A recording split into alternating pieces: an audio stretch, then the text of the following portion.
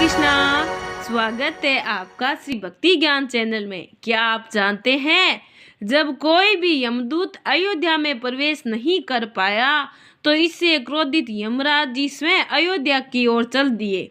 पर जैसे ही वह अयोध्या के मुख्य द्वार पर पहुंचे, हनुमान जी ने उनका मार्ग रोक दिया और काफी कहा सुनी के बाद भी जब हनुमान जी ने यमराज जी को अंदर नहीं जाने दिया तो यमराज क्रोधित होकर अपने भयानक यमदंड पर हनुमान जी पर प्रहार कर दिया। पर वह शायद भूल गए थे कि वह सिर्फ काल हैं तो हनुमान जी महाकाल। दरअसल त्रेता युग के अंत में श्री राम की लीला समाप्त होने को थी और तभी अचानक पूरे यमलोक में शोक मनाया जाने लगा, क्योंकि कुछ देर पहले ही यमराज घायल अवस्था में करहाते हुए पृथ्वी से यमलोक में प्रवेश किया। किसी भी यमलोक वासी को यह समझ में नहीं आ रहा था कि क्या हुआ और सभी के काल यमराज जी की ये दशा किसने की। ऐसा कौन पृथ्वीवासी है जो यमराज जी से भी शक्तिशाली है।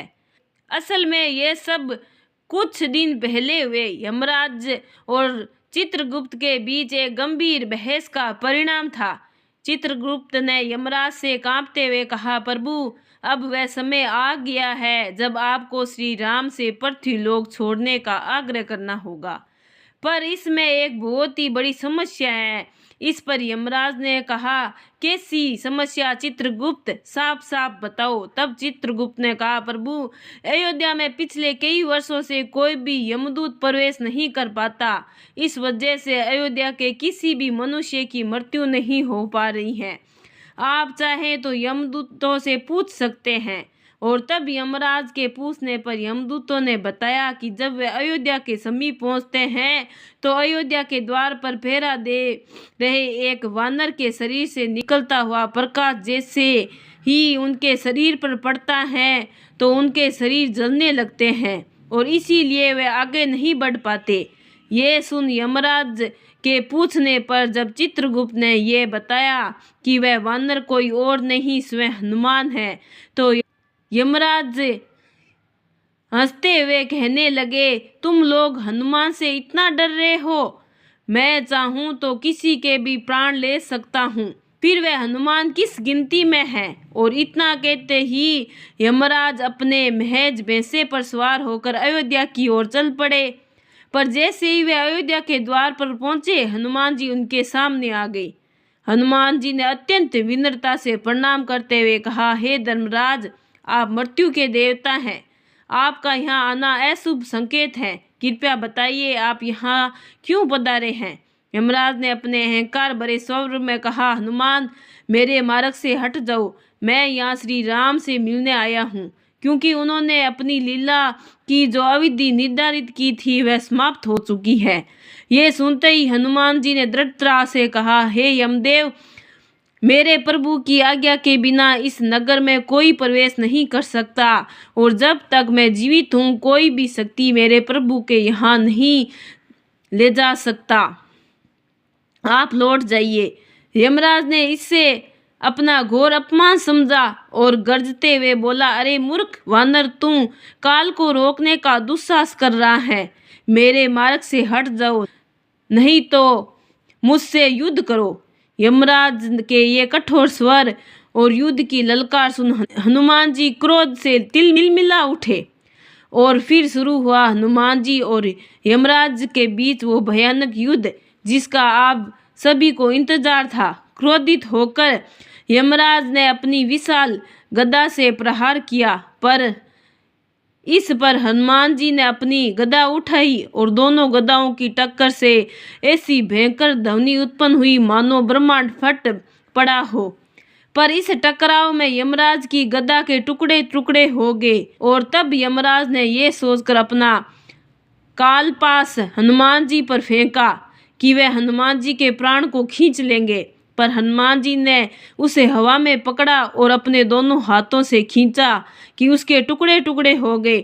अपनी पराजय समीप देख यमराज क्रोध से तिलमिला उठे। उन्होंने अपना सबसे प्रलयकाली अस्त्र यमदंड निकाला और गर्जना करते हुए हनुमान जी पर यमदंड से प्रहार कर दिया।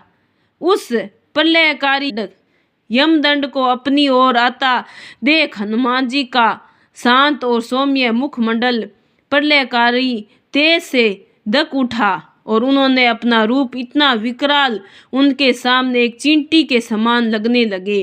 और जैसे ही वह अमोघ यमदंड उन तक पहुंचा, हनुमान जी ने अपना विशाल मुख खोला और उसे यमदंड को ठीक वैसे ही निगल गए जैसे उन्होंने भगवान शिव का त्रिशूल निगला था। ये देख यमराज के होश उड़ गए और इसी समय पर क्रोधित हनुमान जी ने यमराज जी पर अपनी गदा से ऐसा प्रहार किया कि यमराज डर से कराते हुए भागने लगे।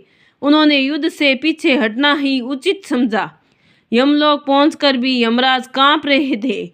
वह पराजित हो चुके थे और अब उनके मन में हनुमान जी को परास्त करने की तीव्र इच्छा ने जन्म ले लिया था। वह हनुमान जी से लड़ने के लिए अपनी शक्ति को बढ़ाने लगे। उधर एक दिन हनुमान जी श्री राम के चरणों को दबा रहे थे और श्री राम सिंहासन पर बैठे हुए कुछ सोचते हुए अपने हाथ से अंगूठी निकालकर निहार रहे थे। तभी वह अंगूठी उनके हाथ से छूटकर फर्श की एक दरार में जा गिरी और श्री राम ने तुरंत कहा, हनुमान, मेरी अंगूठी गिर गई है, जल्दी लेकर आओ, कहीं खो ना जाए। हनुमान जी ने तुरंत अति सूक्ष्म रूप धारण किया और उस अंगूठी के पीछे तीव्र गति से उड़ चले। पर ये क्या, हनुमान जी अपनी पूरी गति से उड़ रहे थे पर वह अंगूठी को पकड़ नहीं पा रहे थे। उन्होंने पूरी पृथ्वी के कई चक्कर लगा दिए पर अंगूठी की गति और तीव्र होती गई। हनुमान जी पसीने पसीने हो गए। उनको समझ नहीं आ रहा था कि प्रभु की ये कैसी लीला है। इधर हनुमान जी की अंगूठी के पीछे भाग रहे थे, उधर यमराज अयोध्या की ओर दोबारा प्रस्थान कर चुके थे। तभी हनुमान जी ने देखा कि वह अंगूठी सुमेरु पर्वत की एक कंदरा में जा गिरी है। हनुमान जी तुरंत वहां पहुंचे पर गुफा के द्वार पर बैठे एक वानर ने उन्हें रोकते हुए कहा, कौन हो तुम? इस पर हनुमान जी ने कहा, मैं हनुमान हूँ। ये सुनकर वह द्वारपाल वानर ठा के मारकर हंसता हुआ बोला, इतना दुर्बल वानर हनुमान कैसे हो सकता है? और असली हनुमान जी तो अंदर है। ये सुन आश्चर्य से हनुमान जी ने अंदर वाले हनुमान जी से मिलने की इच्छा जताई। जैसे ही द्वारपाल वानर अनुमति लेकर आया, हनुमान जी ने अंदर प्रवेश किया और अंदर आते ही उन्होंने एक ऐसे दिव्य वातावरण का अनुभव किया कि जो स्वयं श्री राम के समीप होने से भी अधिक मनोरम था। और तभी सामने सिंहासन पर बैठे एक अत्यंत ही दिव्य और विशाल हनुमान जी ने कहा, आओ हनुमान, तुम्हारा स्वागत है। इसी पर हनुमान जी ने कहा, हम दोनों हनुमान कैसे हो सकते हैं? तो उन्हें विशाल हनुमान ने कहा, मैं पिछले कल्प का हनुमान हूँ और तुम इस कल्प के कहो क्यों आए हो? तब हनुमान जी ने कहा, मैं प्रभु की अंगूठी लेने आया हूँ, वह इस गुफा में आई है। इस पर उन विशाल देहधारी हनुमान जी ने अंगूठी की एक विशाल ढेर को दिखाते हुए कहा, ले लो, इसमें से जो भी हो। हनुमान जी ने उन सारी अंगूठियों को आश्चर्य से देखते रह गए। तब अंदर बैठे हनुमान जी ने समझाया, जब जब पृथ्वी पर श्री राम अवतार की लीला पूर्ण होती है, श्री राम अपने हनुमान को इसी तरह अंगूठी लेने भेजते हैं और यहाँ वो अंगूठी 1 से 2 हो जाती हैं। एक हनुमान लेकर चले जाते हैं और दूसरी यहीं रह जाती है, और ये लो तुम्हारी ये अंगूठी। इधर हनुमान जी इस लीला में उलझे थे और उधर यमराज अपनी पूरी शक्ति से अयोध्या के द्वार पहुंचकर हनुमान जी को पुकारने लगे। और तभी वहां एक आकाशवाणी हुई, हे धर्मराज, श्री राम आपका इंतजार कर रहे हैं। आप हनुमान के आने से पहले ही उनके महल पहुंचो। यमराज ने अपना वेश बदला और तुरंत ही श्री राम के भवन में प्रवेश किया। श्री राम ने उन्हें बैठने को कहा। तब यमराज ने प्रणाम करते हुए कहा, प्रभु, हमारा आपका ये वार्तालाप अत्यंत ही गुप्त है, इसे कोई ना सुन पाए ऐसा उपाय करे, और जो भी इसे सुने उसे मृत्यु दंड दे दिया जाए। इस पर श्री राम ने द्वार की रक्षा का ये भार लक्ष्मण जी को दिया और कहा, जब तक मैं ना बोलूं कोई मेरे कक्ष में ना आ पाए, नहीं तो उसे मृत्यु दंड दे दिया जाएगा।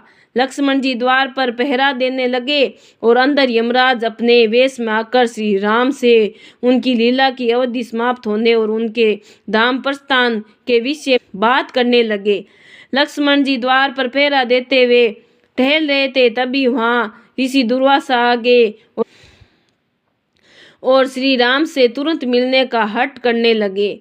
और जब लक्ष्मण जी ने उन्हें रोका तो वह क्रोधित होकर पूरे अयोध्या को श्राप देने की धमकी देने लगे। इसी पर लक्ष्मण जी ने मजबूरी में श्री राम और यमराज जी के वार्तालाप में बीच में ही महल में प्रवेश किया। ये देखते ही यमराज तुरंत ही अदृश्य हो गए और इसी घटना के फलस्वरूप श्री राम ने जब लक्ष्मण जी को त्याग दिया तो लक्ष्मण जी ने सरयू नदी में जल समाधि ले ली।